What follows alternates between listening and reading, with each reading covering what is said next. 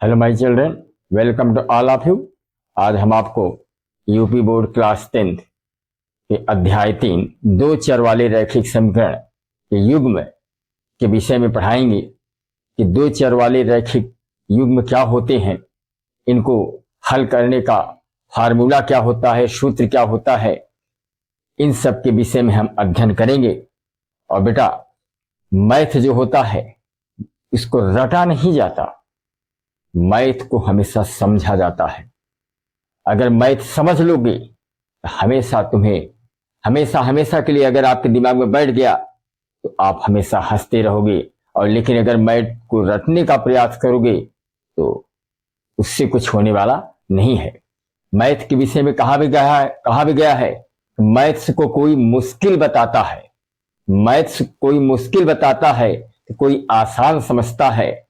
Math subject है ऐसा, math subject है ऐसा, इससे हर कोई डरता है, इससे हर कोई डरता है। इसमें राज ऐसा क्या है तुम्हें लो मैं आज बताता हूं। जो रटता है वो रोता है, जो समझता है वो हंसता है। तो चलिए हम चर्चा करते हैं कि दो चर वाले रैखिक समीकरण युग्म क्या होता है। Pair of linear equation in two variables. दो चर वाले रैखिक समीकरण क्या होते हैं? तो दो चर वाले रैखिक समीकरण क्या होते हैं, तो इसमें क्या करते हैं हम कि दो चर वाले रैखिक समीकरण की पहले परिभाषा समझ लीजिए क्या होता है। यानी ऐसा समीकरण जिसमें दो चर होते हैं, ऐसा समीकरण जिसमें दो चर होते हैं और उनकी घात क्या होती है, एक होती है।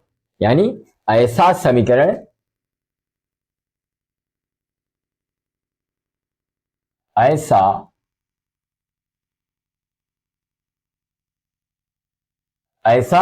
समीकरण जिसमें दो चर होते हैं, जिसमें दो चर होते हैं तथा उनकी घात क्या होती है, एक होती है। उनकी घात एक होती है, एक होती है। दो चर वाले रैखिक समीकरण कहलाते हैं। दो चर वाले रैखिक समीकरण कहलाते हैं। क्या बताया गया बेटा कि ऐसा समीकरण जिसमें दो चर होते हैं तथा उनकी घात एक होती है, दो चर वाले रैखिक समीकरण कहलाते हैं। उदाहरण के लिए जैसे हम एग्जाम्पल ले लें,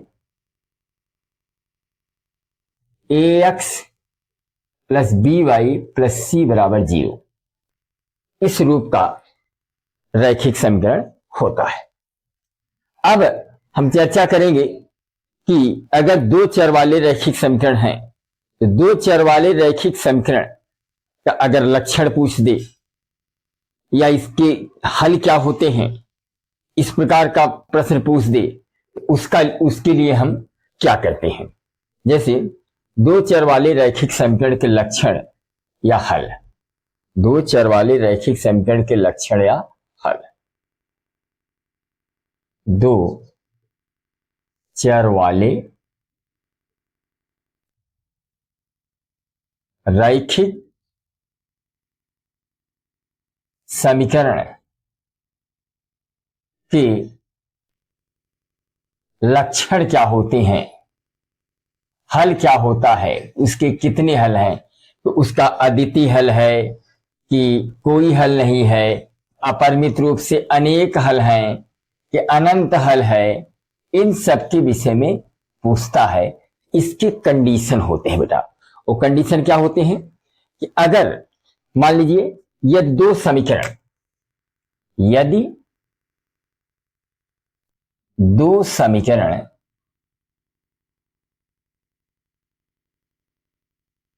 a1x plus b1y plus C1 equal to 0 तथा A2x plus B2y plus C2 बराबर 0, इस प्रकार का बेटा समीकरण दिया हो, इस प्रकार का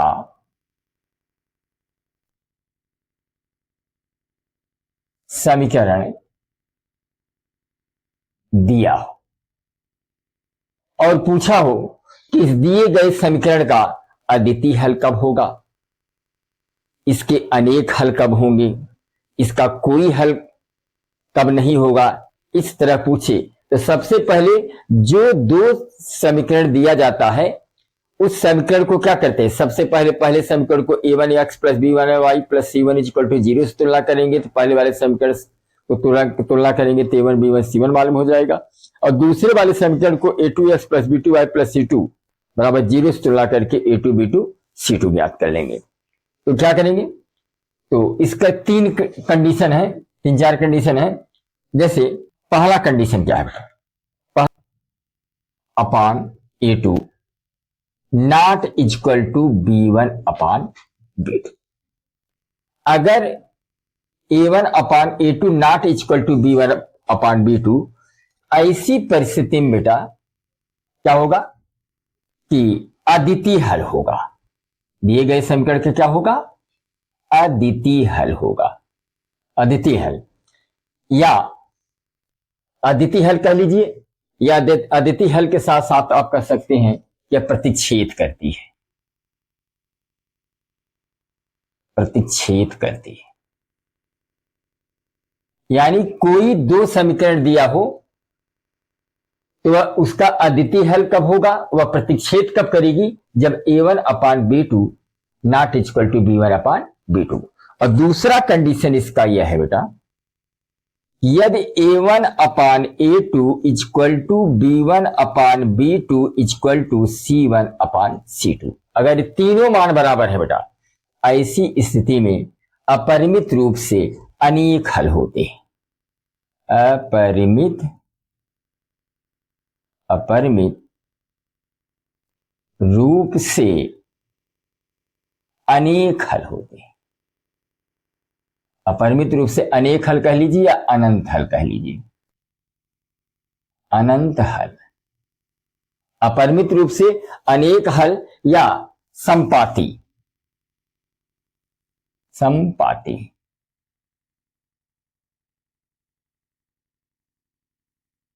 समपाती होते। तो अगर a1 upon a2 equal to b1 upon b2 equal to c1 upon c2, तब परिमित रूप से अनेक हल होंगे या अनंत हल होंगे या समपाती होंगे। एक कंडीशन इसमें और है, वह यह है कि a1 upon a2 equal to b1 upon b2 not equal to c1 upon c2। दो मान बराबर है लेकिन अगर तीसरा मान बराबर नहीं है तो समीकरण का कोई हल नहीं होगा। क्या होगा बेटा, समीकरण का कोई हल नहीं होगा, समीकरण का कोई हल नहीं होगा, या समांतर, समांतर कब होगा, जब दो मान बराबर होंगे, तीसरा मान बराबर। एक कंडीशन इसमें और यह है, एक हल कब होगा, जब एक चर वाले रैखिक समीकरण का ही केवल एक हल होता है। एक चर वाले रैखिक समीकरण का केवल एक हल होता है।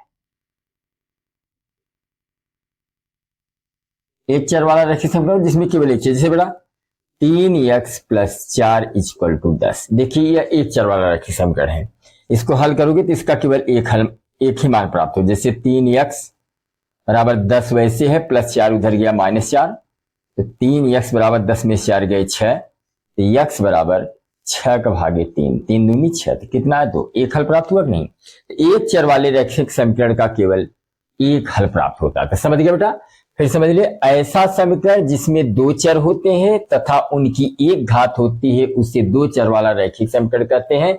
और रैखिक समीकरण इसी प्रकार का होता है जैसे ax plus B Y plus c equal to 0, इस प्रकार का रैखिक समीकरण होता है। और दो चर वाले रैखिक समीकरण का लक्षण मैंने बताया कि दो चर वाली रैखिक समीकरण लक्षण क्या होता है, इसके गुण क्या होते हैं, तो या इसके कितने हल होते हैं, कि इसका अद्वितीय हल है कि कोई हल नहीं है, का अपरिमित रूप से अनेक हल है, संपाती है, संगत है का संगत है, इन सब के विषय में जानकारी अगर लेना है तो सबसे पहले दिए गए समीकरण को क्या करना चाहिए, पहले वाले समीकरण को बेटा a1 x plus b1 y plus c1 is equal to 0 से तुलना करेंगे तो a1 b1 c1 का मान निकल जाएगा। दूसरे वाले समीकरण को a2 x plus b2 y plus c2 से तुलना करेंगे तो a2 b2 c2 मालूम हो जाएगा। उसके बाद चार कंडीशन है। पहला कंडीशन हमने बताया कि a1 upon a2 equal to b1 upon b2 अगर मिलता है उस समय समीकरण का क्या होगा, अद्वितीय हल होगा बेटा, प्रतिच्छेद करेगा। और अगर a1 upon a2 equal to b1 upon b2 equal to c1 upon c2 अगर तीनों मान बराबर हैं तो उसके अपरिमित रूप से अनेक हल होंगे, अनंत हल होंगे, उसे हम संपाती भी कहते हैं। यदि a1 upon a2 equal to b1 upon b2 not equal to c1 upon c2, ऐसी स्थिति में दिए गए समीकरण का कोई हल नहीं होगा, अर्थात उसे समांतर भी कहेंगे। कभी कभी पूछता है कि एक चर वाले रैखिक समीकरण के कितने हल होते हैं, तो इसका बेटा केवल एक हल होता है, जैसा कि मैंने एग्जाम्पल दिया है। चलिए अब युगपत समीकरण के विषय में हम चर्चा करते हैं कि युगपत समीकरण सिमुल्टेनियस इक्वेशन क्या है, सिमुल्टेनियस इक्वेशन क्या है, युगपत समीकरण क्या है। युगपत समीकरण के विषय में बेटा हम कह सकते हैं कि दो या दो से अधिक ऐसे समीकरण, दो या दो से अधिक ऐसे समीकरण जिनमें दो या दो से अधिक अज्ञात राशियां हो उसे क्या कहते हैं, युगपत समीकरण। क्या बताया हमने कि दो या दो से अधिक, दो या दो से अधिक, दो या दो से अधिक ऐसे समीकरण, ऐसे समीकरण क्या बता बेटा कि दो या दो से अधिक ऐसे समीकरण जिनमें दो या दो से अधिक, जिनमें दो या दो से अधिक, दो या दो से अधिक अज्ञात राशियां हैं, अज्ञात राशियां हों, क्या कहलाता है बेटा, युगपत समीकरण कहलाता है।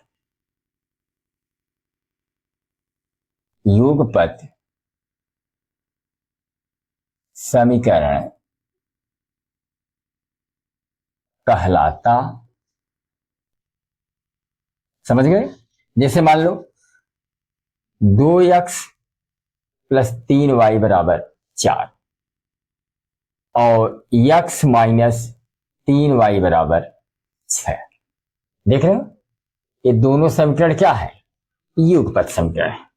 क्या बताया गया कि दो या दो से अधिक ऐसे समीकरण जिनमें दो या दो से अधिक अज्ञात राशियां हो उसे क्या कहते हैं बेटा, युगपत समीकरण। और युगपत समीकरण का दैनिक जीवन में बहुत से उपयोग है। अनेक प्रकार की समस्याओं को हल करने के लिए, अज्ञात राशियों को ज्ञात करने के लिए हम युगपत समीकरण का प्रयोग करते हैं। युगपत समीकरण को हल करने की जो विधि है बेटा, वो 6 विधियां होती हैं। मेथड ऑफ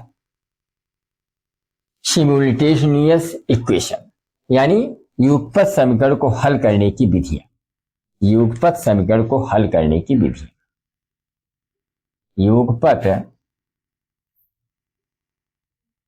समीकरण को हल करने की विधियां। तो युगपत समीकरण को हल करने की जो मुख्य विधियां है बेटा, पहला है विलोपन विधि जिसको कहते हैं एलिमिनेशन मेथड। दूसरा है बेटा प्रतिस्थापन विधि जिसको इंग्लिश में कहते हैं सब्स्टिट्यूशन मेथड। तीसरा है तुलनात्मक विधि जिसको इंग्लिश में कहते हैं कंपैरिजन मेथड। चौथा है बद्ध गुणनखंड विधि, जिसको इंग्लिश में कहते हैं क्रॉस मल्टीप्लिकेशन मेथड। पांचवा है ग्राफी विधि, जिसको कहते हैं ग्राफिकल मेथड। और छठवां है सारणी विधि, जिसको कहते हैं ट्यूबुलर मेथड। जिसमें से ये आपको 6 विधि बेटा कक्षा 10 में नहीं पढ़नी है। आपको कक्षा 10 में केवल 3 विधि ही आपको पढ़ना है। इस 6 विधि में केवल आपको 3 विधि पढ़ना है। पहला कौन सा पढ़ना है बेटा? पहला विधि आपको पढ़ना है विलोपन विधि। एक विधि आपको पढ़ना है हाई स्कूल में। दूसरा आपको प्रतिस्थापन विधि पढ़ना है, यह विधि भी आपको पढ़नी है, प्रतिस्थापन विधि। और एक विधि और आपको पढ़नी है, वह है ग्राफी विधि। ग्राफ के माध्यम से भी हम जो है